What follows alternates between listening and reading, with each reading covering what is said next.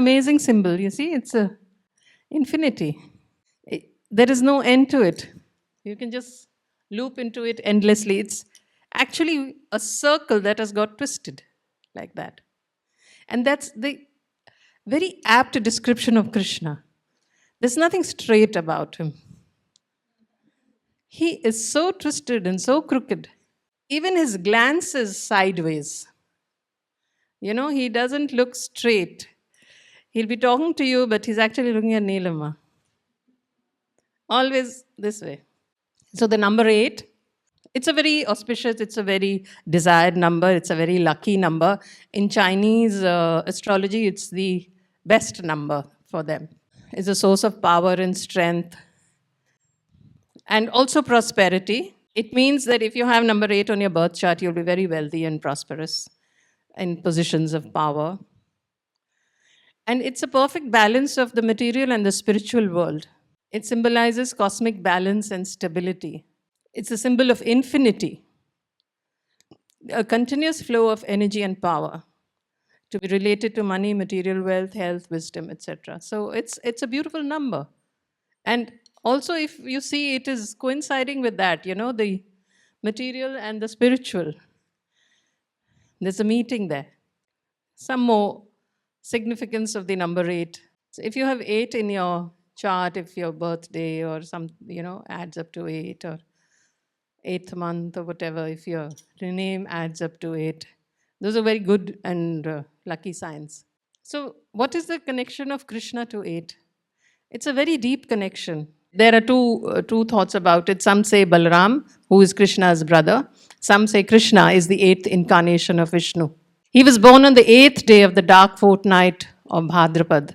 So his birthday sometimes comes in August, sometimes in September. And incidentally, September is a very important month in Vrindavan because all the Sakhis, Ashtasakhis and Radha, they are born in this month. How many of you have September birthdays?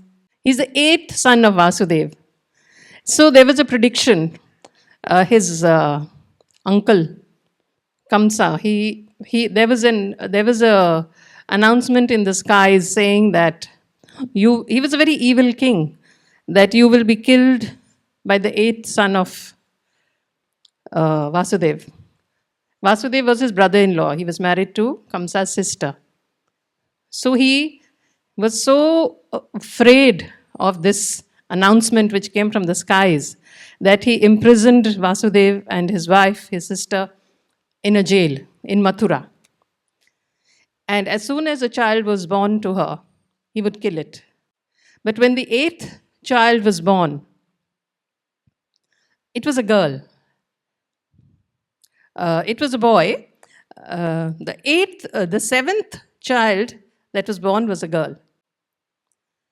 And when he went to kill that child, she just escaped from his hands and flew up into the sky. And she was the Parashakti herself. The story of his birth is also very interesting. When he was born, all the doors of the jail opened and Vasudev crossed the river Yamuna and deposited him in Vrindavan. So 8 types of sweets are offered to him on Janmashtami. That is his birthday.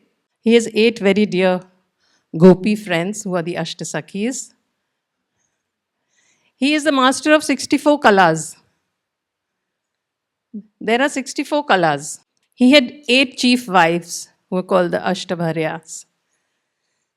Even Radha was born on the 8th day of the bright moon of Bhadrapad. He had 16,100 wives, which totals to 8. He had 80 sons.